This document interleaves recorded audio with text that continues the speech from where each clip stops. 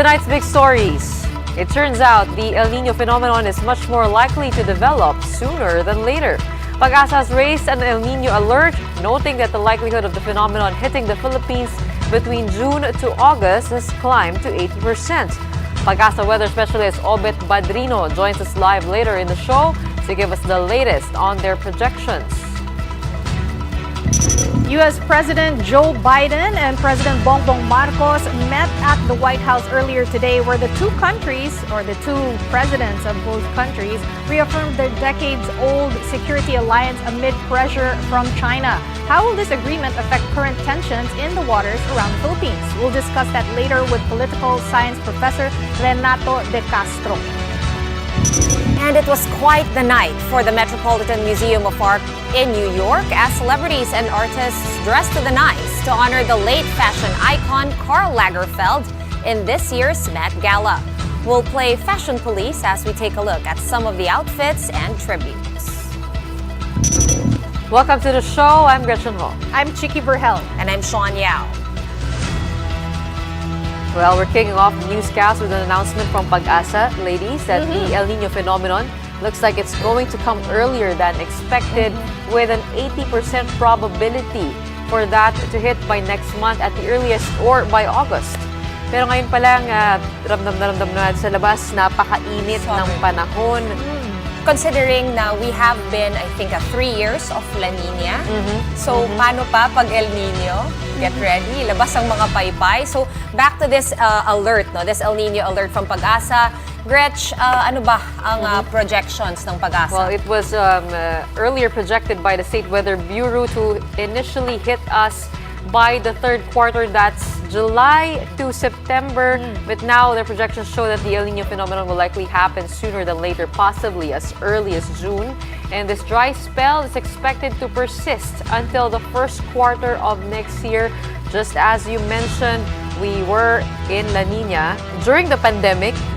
Right. Now that we're out and about, you know what timing, right? As early as now, the Interior Department is implementing measures to cushion the possible impact of El Nino.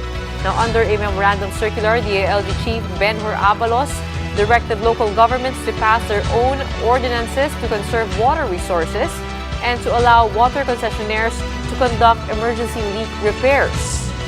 Yung template ay yung nakaraan na rin, no? Pinapa-compile lang natin ito. Of course, there is this task force before that headed by NEDA. Tayo tumutulong dito, no? Ito tayo pinulong ng ating mahal na presidente. Super scary to think of the El Nino, no? Yung mga crops na naman natin. I mean, kulang na nga, lalo pang magiging mas kulang. I'm in the middle of food crisis, in the middle of agricultural smuggling, water high crisis. prices. And the prices.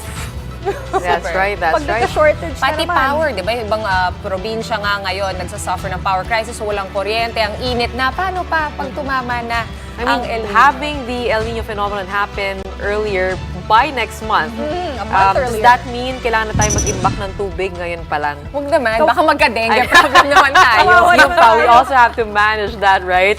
Water department. Pero Gretch, what does this El Nino alert even mean? Like, why was this raised? Well, Pag-asa explains that when the likelihood of El Nino developing within the next 2 months reaches 70% and above, this El Nino alert is issued. Pag-asa is encouraging all concerned government agencies and the general public to take precautionary measures against the impending impacts of El Nino. Let's get more details on this El Nino alert straight from Pag-asa. We have with us on the show Pag-asa weather specialist Robert Badrina joining us live via Zoom. Welcome to the big story. Good evening, and thank you for having me here in your the big story. Sir, can you explain to us now yung simpler terms, like an 8-year-old would understand it? How does this El Nino phenomenon happen? Sige, let's start with the basic, no, but I'll make it very quick and make it like what you said, no, for an 8-year-old a listener or viewer. No, when we say ENSO, actually it is an ENSO. ENSO means El Nino Southern Oscillation, meaning it's a cycle. That's why we have La Nina, El Nino, and neutral.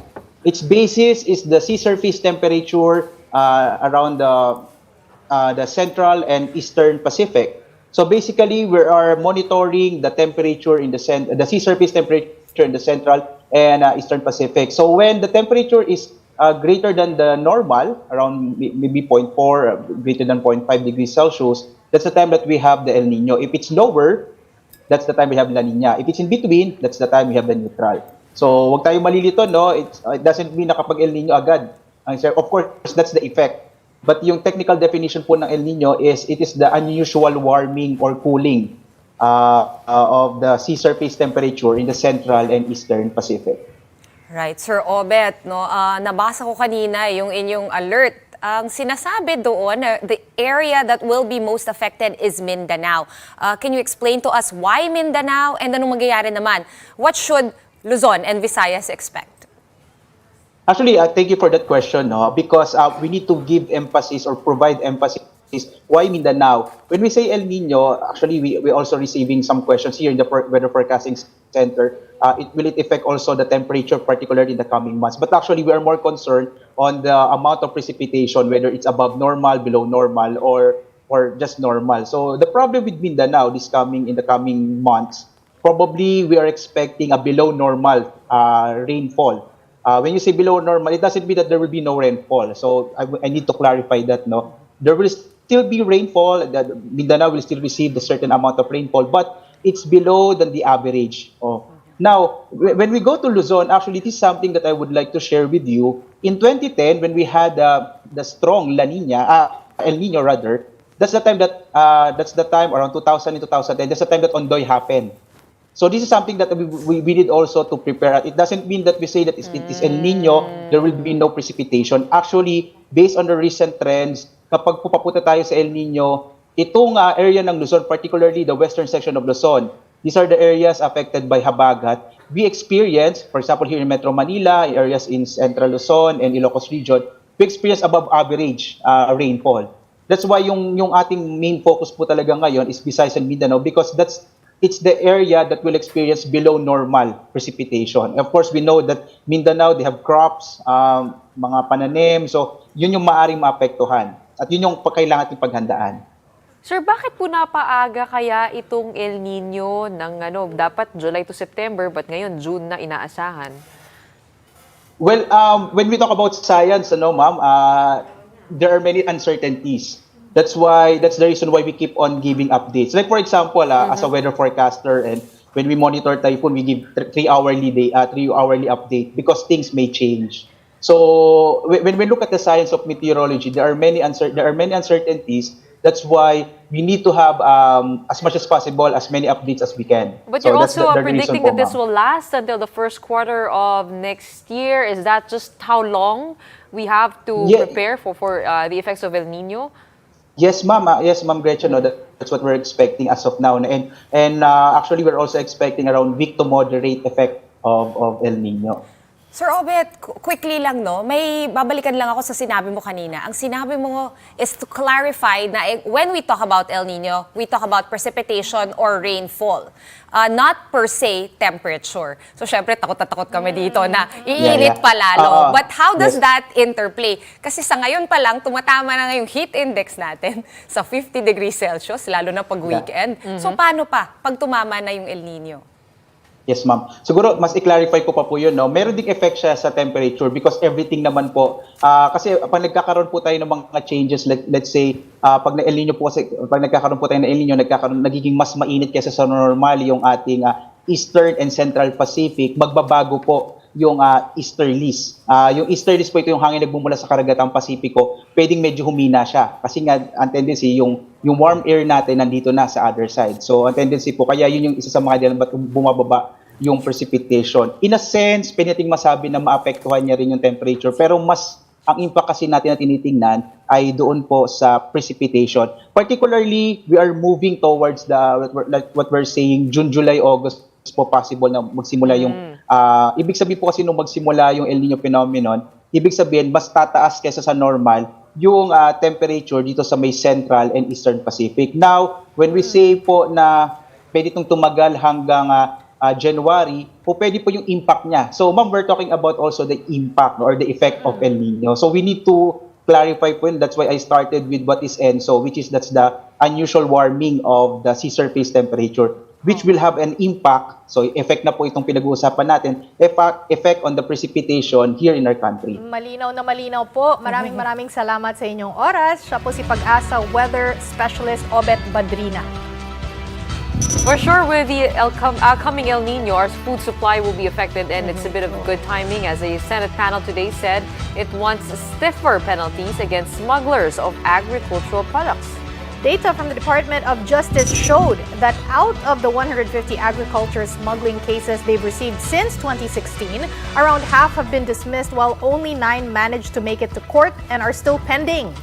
Also, according to the group SINAG, the process of convicting smugglers remains slow since only the Bureau of Customs can file complaints. Senate Agriculture Panel Chairman Cynthia Villar also noted that large-scale smuggling constitutes as economic sabotage. She now wants accused agri-smugglers to be barred from being allowed to pay fines and for them to be detained while the case against them is being heard. Villar also wants hoarding, price manipulation, and other cartel offenses to be non-bailable. Yung mga madidemanda dito, mayayaman. Yeah. The only magagawa mo sa kanila para mapatigil sila is makulong sila. Yeah. That's the only deterrent to smugglers, that they be filed criminal cases and then makulong sila. Kahit hindi namin sila ma-asistensyahan. And as we have said, the Bureau of Customs is in charge of filing cases against agri-smugglers. But what exactly is dragging this process? We have Shyla Francisco to help us out. Shy, what did the BOC have to say? Sean, the Bureau of Customs says they have been coordinating with the DOJ and port officials so that they can improve their systems of filing cases. The DOJ says the case dismissals may be due to missing or incomplete submissions. When asked why smuggled goods are still able to get past the ports, the Bureau of Customs was not able to give a direct or a straight answer. But the way Senator Villar sees it, the Bureau simply doesn't have the facility to properly inspect the goods. Villar says the Department of Agriculture should step in, and like you mentioned, she wants smuggling, particularly cartel, hoarding, and price manipulations to be non-bailable offenses. She wants accused smugglers to have a taste of prison. Sean? Thanks for that, Shyla Francisco. Okay, anti-agri-smuggling court. So, panibagong korte na naman to try just agri-smugglers. Pero nakakatawa doon yun nga yung ni-raise ni Senator Cynthia Villar, is that it's only the BOC who can file cases. What if sana ibang agency like DA, no? Why will you hold, yourself accountable for that? How will you hold yourself accountable? There needs to be, sabi nga niya, dapat consumer ang nagpo-file ng kaso, yung farmers natin, Or yung kung mga sinong biktima nakahuli, nito. diba? Usually, kung sinong, parang vowsy, pwede ka mag-file on behalf of somebody else. But just imagine, 159 cases only filed since 2016, since the bill was passed. And ilan lang ang nakatenga pa. Wala pa ngang nagpa-prosper, nakatenga pa lahat. Tapos sabi nga nila, may amount nga daw yun. For example, sa rice, kung kunwari 10 billion pesos, kunwari lang, ganun yung amount, dapat ay nakakasuhan na. Siguro nakakasuhan, pero nga, yun nga, sabi nga ni Sean, and sabi nga narinig natin, nakatenga pa rin. Walang nako-convict. I think kung mag 10 billion, parang yun talaga, economic sabotage economic pa talaga. sabotage. It's good that we are going to the root of what causes agricultural smuggling, and hopefully we'll get more developments on that.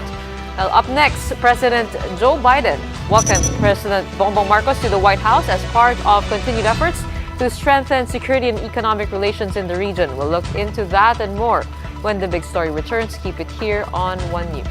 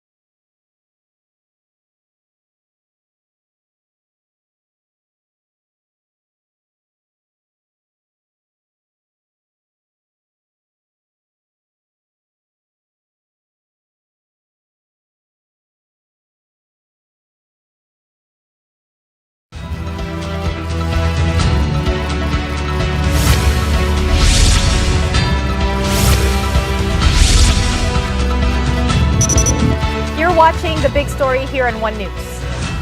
I can't think of a better partner to have than you. Sweet, What? diba? What? Parang, Who said that? parang love Who said story that? lang. Who Well, said that? eto na. This was what President Joe Biden had to say to President Bongbong Marcos when the two met at the White House earlier. So in that meeting, apart from these sweet words, President Marcos did mention the need to strengthen the alliance and partnership with America amid geopolitical issues and, of course, the economy after the COVID-19 pandemic. Meanwhile, President Biden said he will send a first-of-its-kind presidential trade and investment mission to the Philippines. Ang sweet talaga ni Biden, no? Now, aside from that, Biden also reaffirmed the U.S.'s ironclad commitment to the defense of the Philippines, including the South China Sea. And of course, that includes the U.S. continuing to support the country's military modernization goals. I believe they also were able to talk about the Mutual Defense Treaty. We have yet to get the exact details on how that will evolve.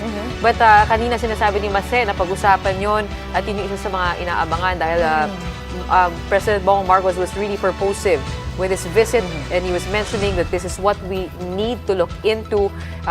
Hopefully, that also includes weapons donations to the Philippines, right? More weapons Yes. donations, Well, right? apart from that, the Philippines and the U.S. have agreed to set a ministerial team on agricultural cooperation as the Marcos administration puts focus on food efficiency and security. We definitely need that in this season, as we mentioned. Also, Oregon-based NuScale Power Corporation disclosed that it is looking to launch a study to locate a potential nuclear power plant site in the country. Now, the company is reportedly targeting to shell out $6.5 billion to $7.5 billion, hoping to deliver 430 megawatts of power to the Philippines by 2031. But let's look back at President Joe Biden's message to President Bongbong Marcos.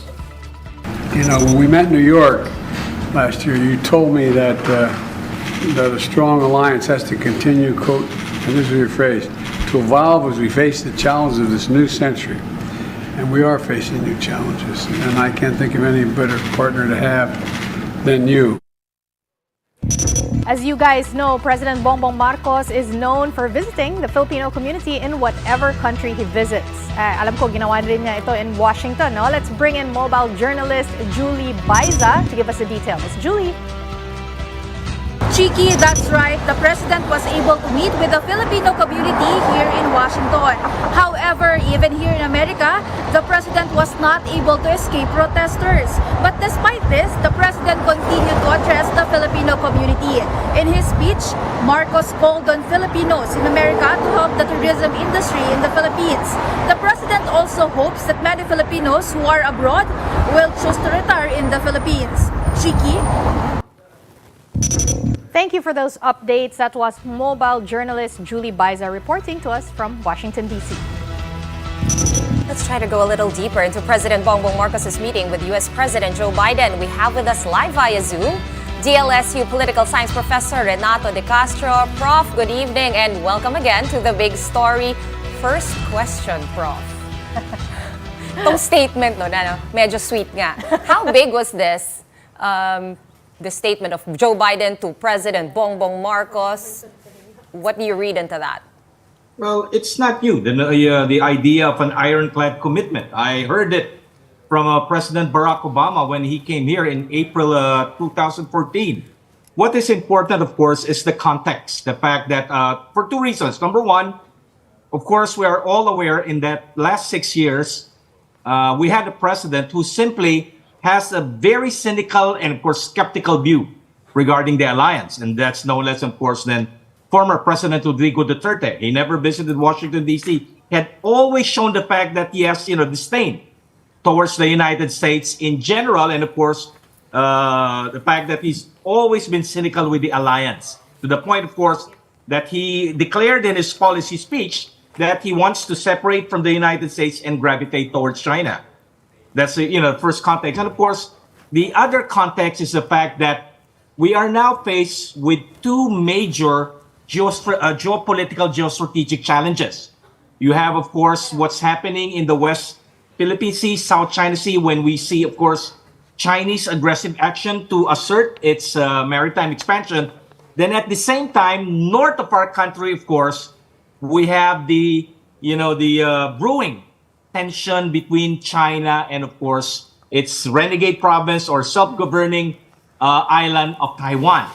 And of course, there's already talks of a possibility of a major showdown that will happen in the next few years.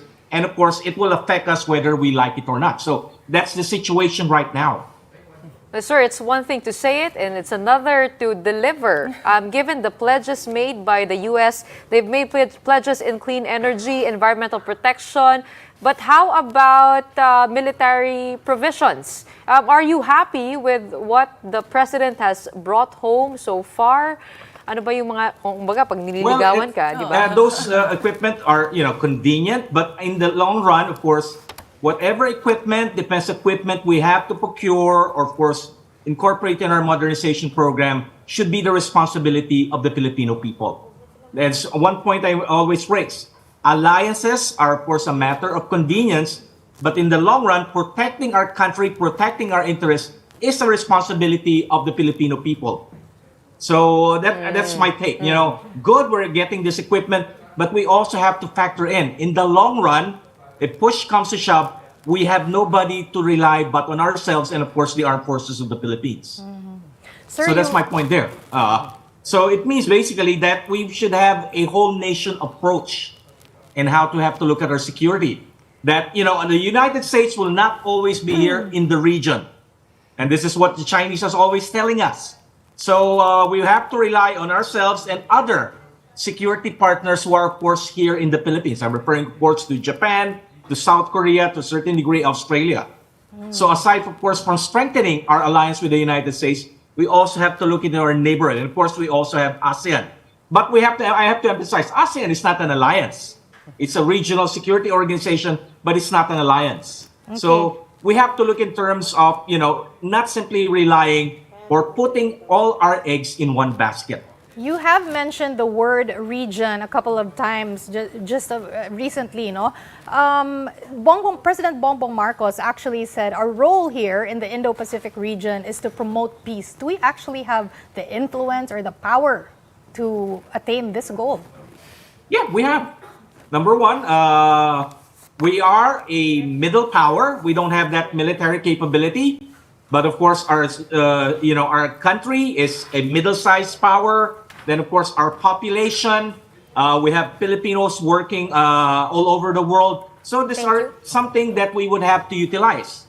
We're also an archipelago with a maritime nation. So it's also our responsibility to develop our capabilities to become a maritime power.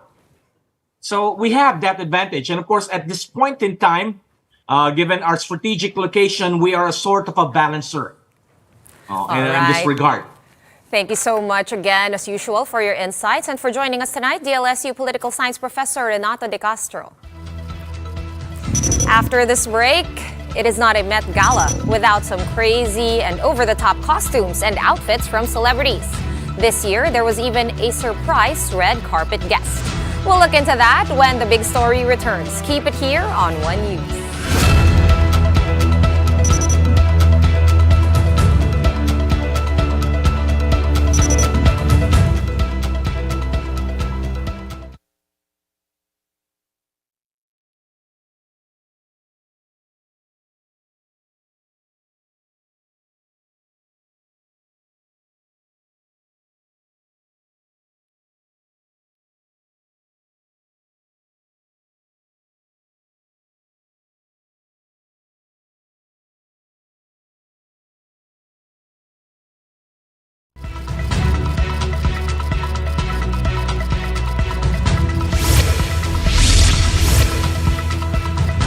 You're still watching the big story here on One News. What else do we have tonight, girls? Well, Gretchen, Sean, checking back on the situation in NAIA, passengers continue to flock to Terminal 3 after yesterday's power outage. Most of them are travelers either looking to rebook flights, or waiting for the next trip to their destinations. Airlines like Cebu Pacific have put up additional recovery flights and more personnel in their ticketing office. The Manila International Airport Authority, or MIAA, says operations have somehow stabilized after the Labor Day power outage. The agency is now looking to improve the backup power system in Terminal 3, which at the moment can only power 30% of the terminal. I would say it's back to normal operations. No? Of course, you can't help it if there's some disruptions yesterday. There will be some flights that will be delayed. No? Pero hindi naman siguro ganun ka-laki. Priority issue talaga natin yung how to enhance yung genset. You cannot also just jump from 30% to 100%. No? Kasi may configuration yan. Now, what other response do airport officials have in store? Mon Gualvez joins us for more updates. Mon, what do you have for us? Sean, a maintenance activity is set in NAIA tomorrow, but airport authorities said this will not affect flights and regular operations. What we do have to watch out for is the maintenance shutdown that is scheduled on May 17. This is a 6-hour shutdown of the entire Philippine airspace from 12 midnight to 6 a.m. And this is to give way for maintenance activities concerning the UPS or the uninterruptible power supply. Recall the problems with the UPS led to the airspace shutdown last January 1, and the MIAA is now advising travelers to plan their trips ahead to avoid any hassle. Sean?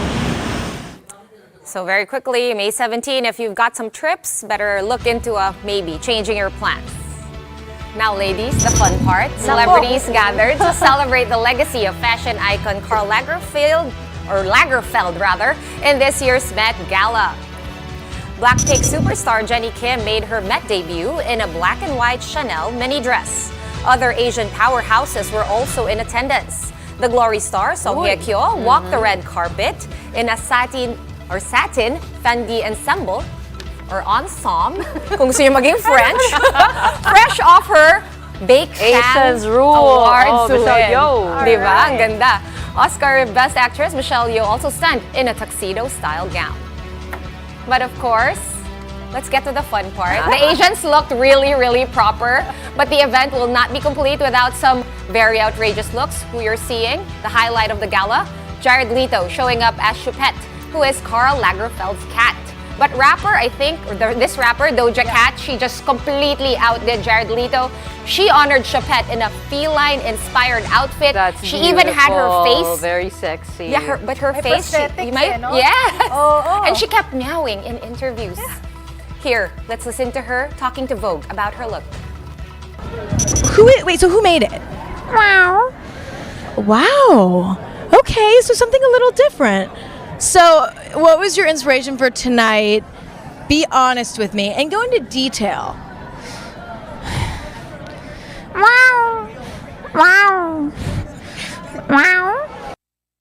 That's 100% commit, diba? 100% commitment, talagang method acting ba, Gretch? I wouldn't know. It's not surprising. She has a single, yung Moo. I don't know if you guys know about it. Moo naman. Oo, sabi niya, I'm a cow, I'm not a cat, I don't meow. So apparently, ito, cat She na siya changed her ngayon. mind. 2023 is all about change. But it's not only that, we also have musician Lil Nas X showing up in just silver body paint and a metallic thong, complete with a bejeweled mask.